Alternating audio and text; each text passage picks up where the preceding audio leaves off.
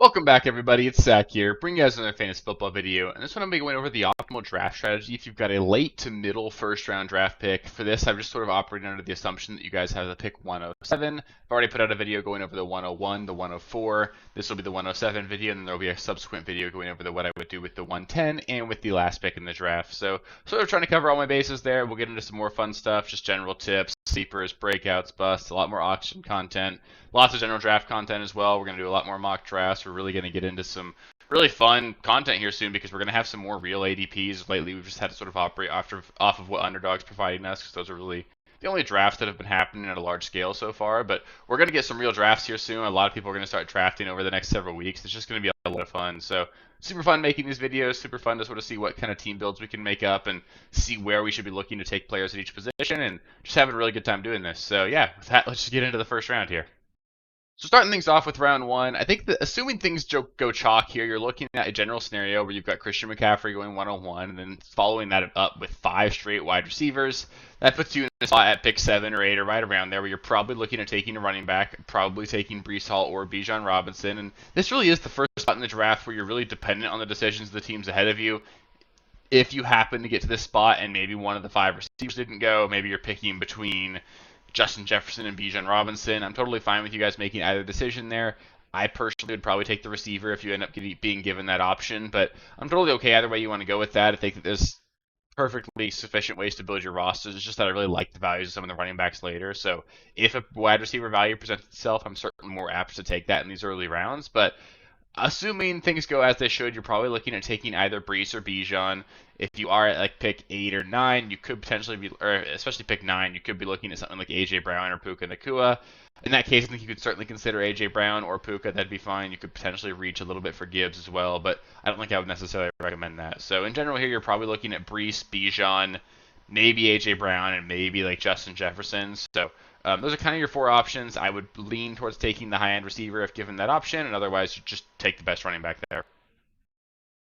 Next, moving on to round 2, assuming you took a wide receiver or a running back in round 1, you're sort of just forcing yourself to take a wide receiver here in round 2, and that's not necessarily something that you have to do, but unless a really insane value presents itself, it's certainly something that I'd be trying to do. And I sort of think that Jahmyr Gibbs is really the only exception that would potentially make me change my decision on this.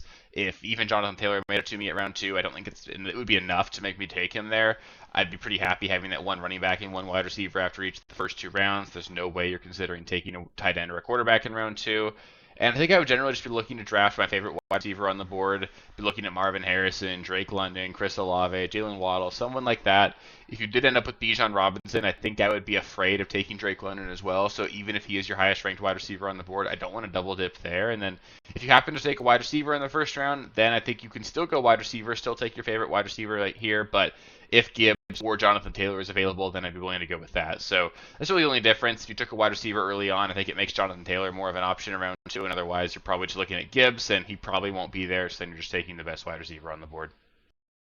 In round 3, there are a couple of really great options here. At pick 7, you'll be looking at pick 31 overall, and picks 30 and 31 are Kyren Williams and Derrick Henry. It's really insane that we can get those high-end running backs at the end of round 3. So if they happen to be available, I think they're really great picks here. Even if you've got a running back already, I don't mind any with 2 running backs here. I think that's a really solid spot to be in, and just the value on those 2 guys is so high to me that I would take that regardless of the fact that I'm super excited about the values at running back position later on, because I think those guys can be legitimate league winners for us, and getting them at the end of round 3, pairing them with potentially the running back you took in round 1, that's just way too exciting.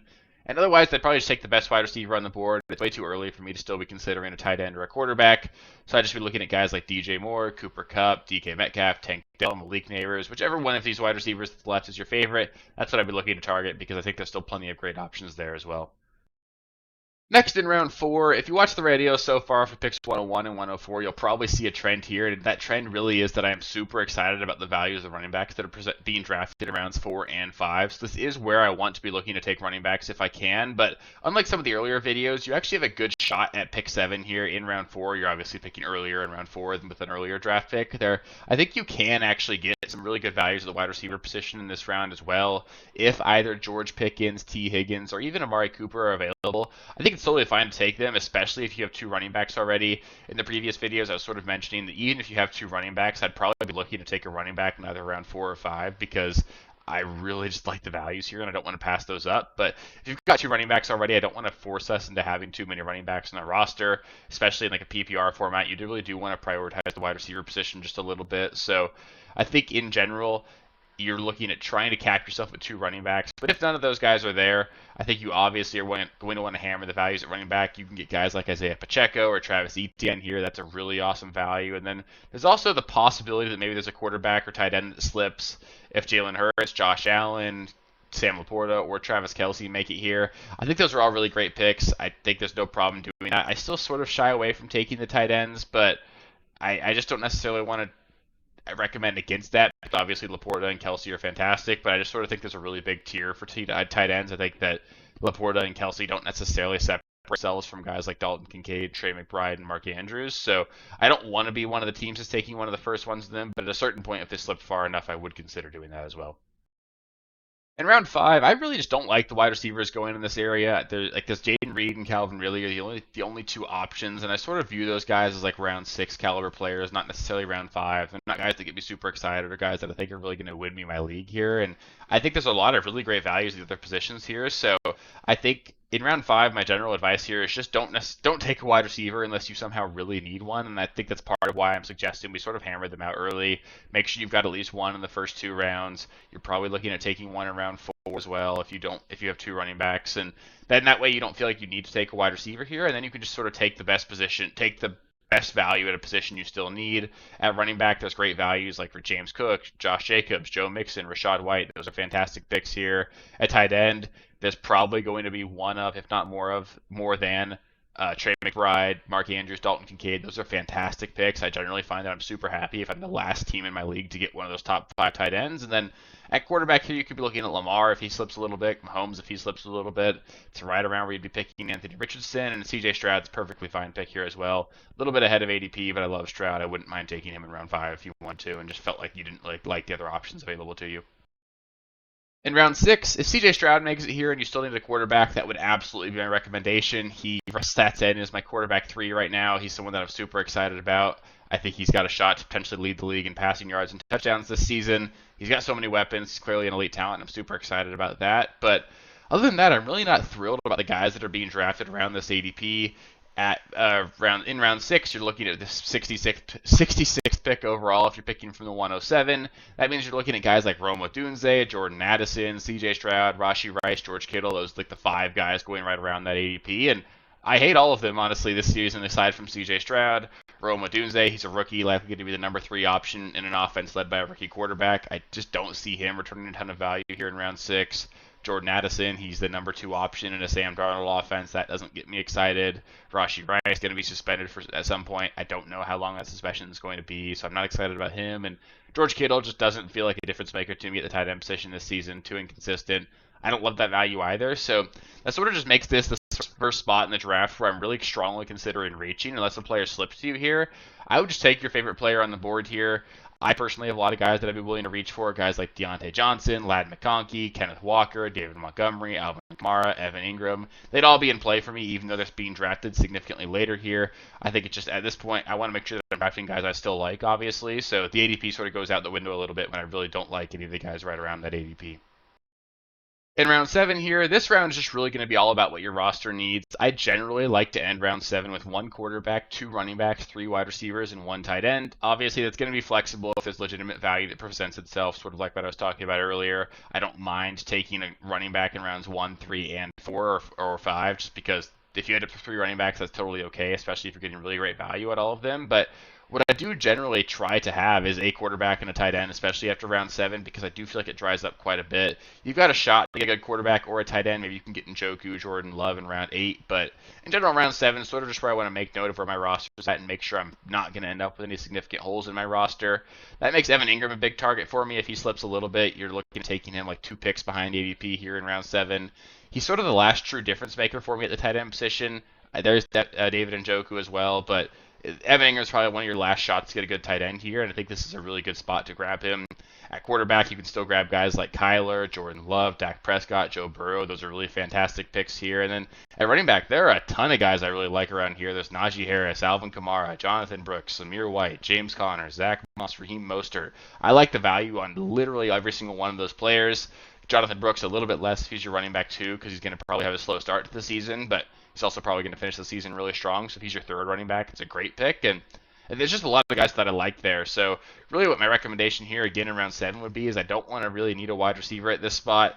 There really just aren't a whole lot of options going around there. There's Jameson Williams, Curtis Samuel, Rashid Shaheed are really the only 3 names that stood out as guys that I kind of like. But they sort of feel like reaches. Jameson Williams, he's a dart throw. He's not someone that I want to be drafting for my starting roster. And in round 7, that's what you're doing there. Curtis Samuel, going to be like a nice flex option for us probably this season, but he's not going to win in your league. And Rashid Shaheed probably ends up as like a boomer bust wide receiver 3 this season. I don't hate him at all. I like him quite a bit, especially in like kick return leagues if your league rewards that. But I think it's a little bit thinner here in round 7 at the wide receiver position. So I'd probably be hoping to have my 3 wide receivers at this point in the draft. After that, though, moving on to rounds 8 and beyond, if you don't have a quarterback or a tight end here, it's probably getting a little bit too late. If David Njoku's there, I think it's certainly a good time to grab him, and you still need a tight end. It really sucks going into the season having a hole in your roster. You can have success streaming the position, but with a round 8 pick, it's not a big price to pay to get a good, really meaningful contributor to your roster. So I'd be highlighting or targeting Njoku for sure if he's available. Same thing with Jordan Love at the quarterback position. I'd love to be having him instead of streaming. And otherwise, I'd just be waiting on the quarterback and tight end positions. Taking the best non-difference maker at other position doesn't really do you any good. You're probably going to end up streaming the position anyway. So after that tier break, don't be the next team to take quarterback. Just wait and end up with Jared Goff or something like that. You're going to be totally fine.